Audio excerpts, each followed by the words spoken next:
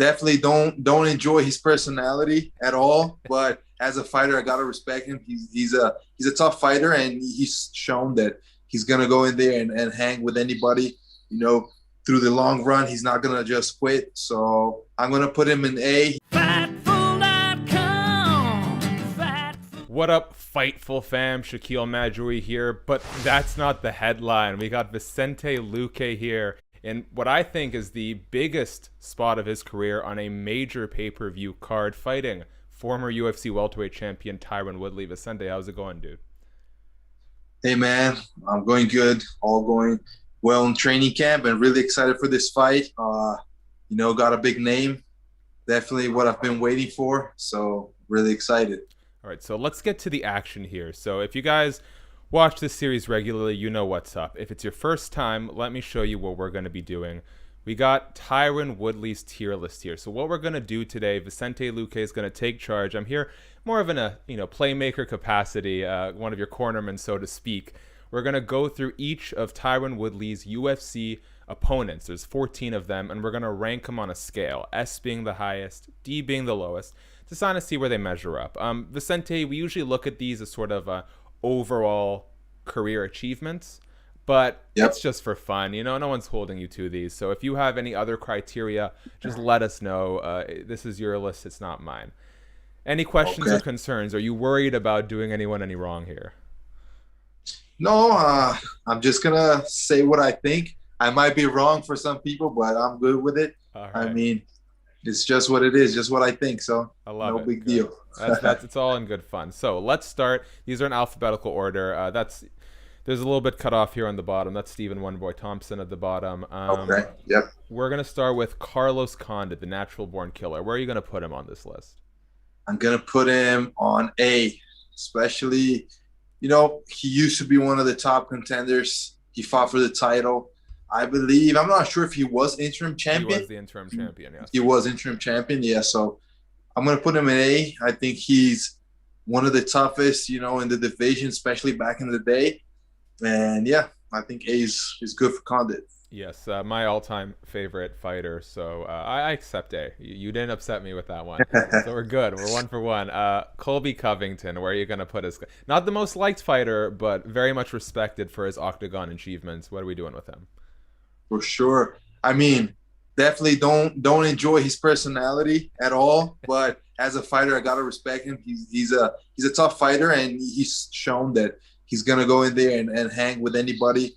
Through the long run, he's not gonna just quit. So I'm gonna put him in A. He also was an interim champion. He's one of the top 3 best fighters in the division right now. So A, I think it's a good. All right. Good place for him. And let's order these within the rankings too. So do we think Carlos Condit or Colby Covington deserves to be, at the front of this list?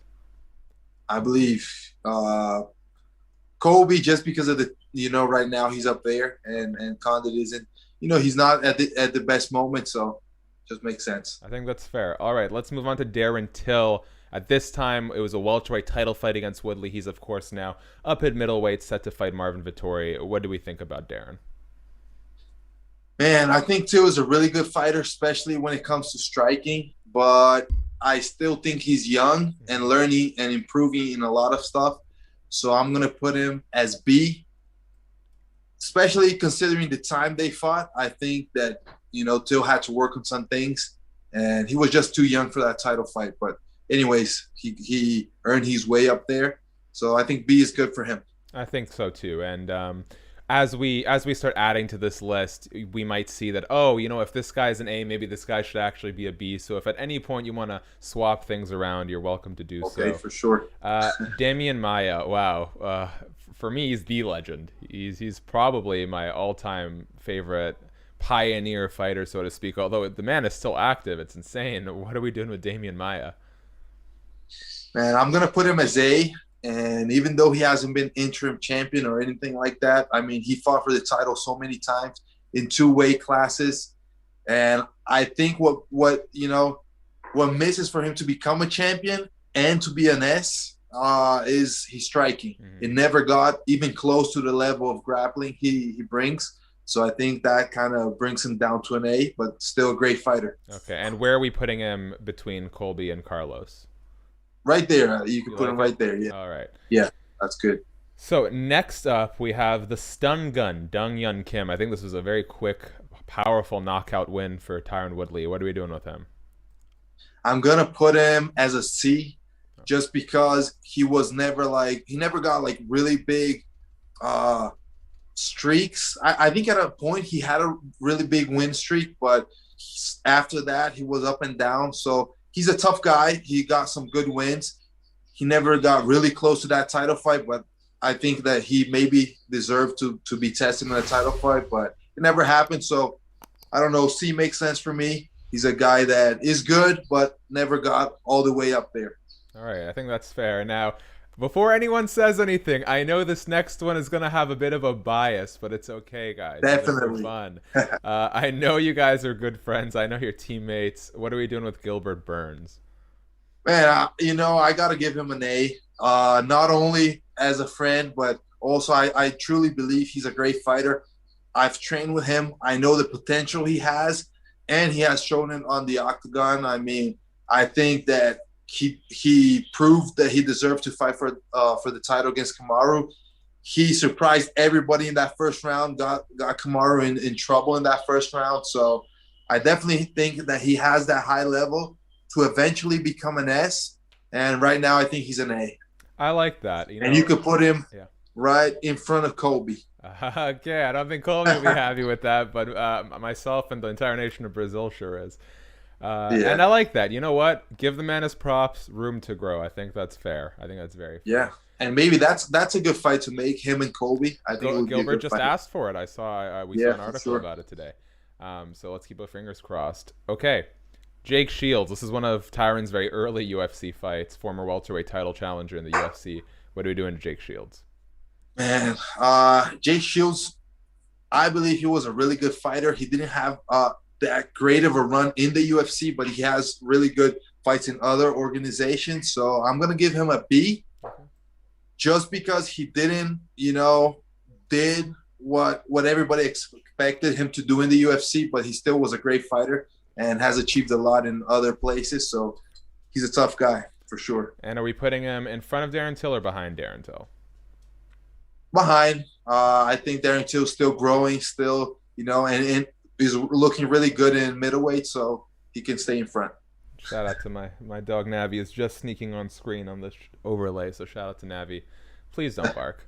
All right, I'm trying to see who this is. Oh yes, this would be Jay Hieron. I think this was Tyron Woodley's UFC debut. That's a bit of a blast from the past. What are we doing with him? Man, I can't talk much about this guy because I haven't seen many of his fights. I'm just gonna put him in B just because of that. Yeah. But I know nothing about it, so that's the only reason I'm putting him B. He might be a great fighter, and it's just for achievements, and the other guys I think have done more relevant things. The disrespect, Vicente Luque. Just kidding. No, man. I mean, I'm a young guy. I'm still 29, so I started watching MMA. And I didn't watch many of these guys fight, so I think that's totally fair. Old Strikeforce guy. All right. I think you might recognize this man with the nasty blonde hair. One of my least favorite haircuts in all of MMA. Josh Koscheck. What are you doing with Josh? Man, I don't know. I watched a lot of his fights, and it was always for me like sometimes he looked great, other times he didn't look that good. And I don't know. I'm going to give him – man, it's hard. It was different times back then. Yeah, I think nowadays, I think he would have a lot of trouble. I'm going to give him a C. Even though he has fought for the title, I just think that, he wouldn't look that good nowadays. All right. And where are we putting him on the C? I might be wrong. In front of Daniel, yeah. Okay. Yeah. All right, we're making good time on these, Vicente. I like it. Informative, but not too rambly. It's the perfect system. Another guy you know very well, reigning UFC welterweight champion, and he's starting to sniff that GOAT discussion a little bit. I see people bringing it up more and more. Kamaru Usman, where are we putting this man? You got to give him an S. There's no way. He's definitely the best in the division right now, and he's achieving a lot of things in this division. I think he will if he keeps this going, he will maybe be the GOAT of the welterweight division, maybe be the best. I think right now, still George St. Pierre holds that. He's still the best, but you never know. Kamaru still got a lot of time. We'll see, but he's an S for sure. All right. Final four. Another guy who's now at middleweight, Kelvin Gastelum. That's a weird one, right? Because coming off that Israel Adesanya fight, we're talking about a guy who was this close to being UFC middleweight champion, and then he suffers the Jack Hermanson loss. The Marvin Vettori, the Ian Heinisch win, I don't think blew people away. He seems to be in a bit of a rut. What do you think about Kelvin Gastelum overall? Man, he's still young. That's crazy because he has been in the UFC for a while. He has a lot of fights, but he's still young. I believe he's 29 or 30. So he has some time, to improve. And he's fighting up there with the highest level. I'm going to put him in B in front of Darren Till just because I think that it's kind of the same kind of fighter. He has still room to grow. And different than Till, I think he has fought more tough guys, so that's why I put him in front of Till. He has fought tougher guys, but I don't know. I think he can become an A, eventually fight for a title, but right now I put him at B. I think that's fair, and I already know there's going to be people in the comments who say, oh, well, Darren Till beat Kelvin Gastelum, but when you look at the overall quality of wins and fights they've had, I agree with you, Getting this close to beating Izzy for the middleweight title, I think, is a bigger career achievement than what thus far Darren Till has managed. So I'm completely looking in the same direction as you. Okay, Robbie Lawler, dude. Can't say that's an S for sure. Guy. S? Where are we putting him on the S? Man, I'm going to put him in front of Kamaru. Wow, okay. It's just his style, and this one can be biased. I definitely enjoy his style. I think that he's one of the wildest guys out there. Hasn't been in the greatest run right now, but everything he did secures him a spot in the S forever. And I think he's one of the greatest for sure. Agreed, fully agree. Final two: UFC welterweight title contender, Bellator welterweight champion, now PFL fighter Rory MacDonald. Man, he's almost an S, but you got to be UFC champion, at least on my book, to be an S. So I put him as an A. So and you can put him, you could put him in front of Gilbert just because of his achievements. Mm-hmm. And I believe they're training together right now. He's in Florida. He's training there at Sanford. So it's going to be good work for both of them. They're definitely sharpening each other up to get to the S. And he's a great fighter. I think has achieved a lot and still will achieve a lot. And definitely that's a good spot for him. I like that. I didn't know he was in Florida. He actually was born a couple hours away from me. Lives close enough to my neck of the woods. Okay, last but not least, you've got experience with this guy, Stephen Wonderboy Thompson. Yep. What do we think of him? Man, he striking-wise, he would definitely be the S in front of any of these guys. Sure. It's another level. I'm being there and fighting him. Man, I trust my striking a lot. I believe that I am a great striker and I have a very high level striking. And this guy just showed me a different level in there. Ever since I fought him, I saw new things that I had to work on and really opened my mind to striking. So on that, he would be an S, but this is MMA. It's UFC. He has fought for the title 2 times, I believe. And, he's always showing great performances. I'm going to give him an A, and I'm going to put him in front of Colby because I do believe that he has that potential. I think people underestimate a little bit, especially because of his age. I don't know if people think that he can't be a champion anymore, but I think he can challenge for that title. Maybe another big win, and he can go for that title. So I'm going to give him a good spot over there for sure. All right. As we wrap up, let's very, very quickly touch on the fight at hand. You have obviously fighting Tyron Woodley at UFC 260.